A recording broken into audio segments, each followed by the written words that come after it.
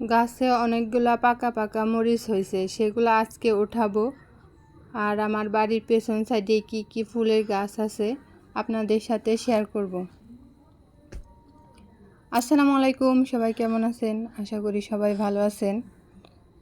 আজকে আমি দেখাবো আমার বাড়ির পেছনে কি কি ফুলের গাছ আছে। ফার্স্টেই দেখাই নিলাম এই যে একটা গোলাপ ফুলের কলি, এখনও গোলাপ ফোটেনি, কিছুদিনের মধ্যে হয়তো ফুল ফুটে যাবে। আর এর পাশে যে দেখেন ভোরের শিউলি ফুল কত সুন্দর করে পড়ে আছে, দেখতে অনেক সুন্দর লাগছে মাশাল্লাহ। গাছটাও অনেক বিশাল। এই যে এখানে গন্ধরাজ ফুল,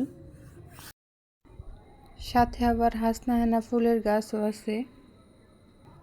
দেখেন ফুলের গন্ধে ভ্রমর চলে আসছে।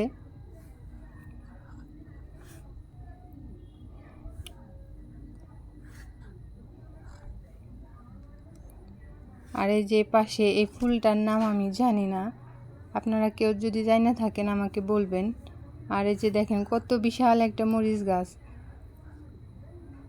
অনেক বড় হওয়ার কারণে মরিচগুলো আর পাড়া হয়নি, কত সুন্দর করে পেকে আছে, লাল টকটকা হয়ে আছে। আজ এই পর্যন্তই, সবাই ভালো থাকবেন। আল্লাহ হাফেজ।